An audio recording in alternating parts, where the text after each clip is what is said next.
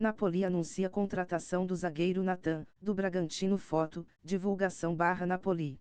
Para contratar o atleta, em 2021, o Massa Bruta pagou R$ 27 milhões ao Flamengo, R$ 5 milhões pelo empréstimo e R$ 22 milhões para a contratação em definitivo.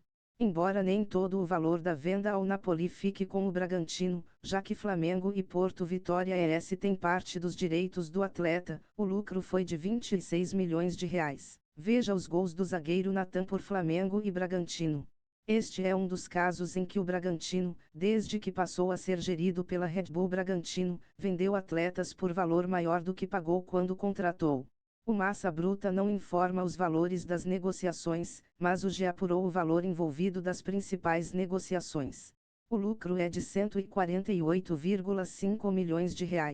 Venda de Claudinho foi a que teve maior lucro para o Bragantino. Foto, Ari Ferreira/Red Bull Bragantino. Somente com Claudinho, o lucro foi de R$ 89,5 milhões na venda ao Zenit, da Rússia. O Bragantino gastou R$ 2,5 milhões para comprar as partes de Corinthians e Ponte Preta. Depois, vendeu o atleta por R$ 92 milhões na cotação da época. Veja lances de Claudinho com a camisa do Bragantino. Vale destacar que o lucro de algumas negociações não fica somente com o Massa Bruta, já que outros clubes ainda tinham percentual dos direitos de alguns atletas. Veja a lista abaixo. Claudinho, compra por R$ 2,5 milhões /venda por R$ 92 milhões /lucro de R$ 89,5 milhões.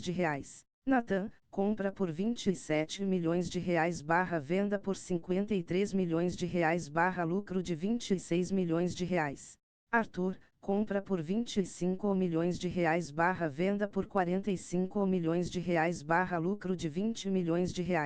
Fabrício Bruno, compra por R$ 2 milhões /venda por R$ 15 milhões /lucro de R$ 13 milhões. De comprador a vendedor.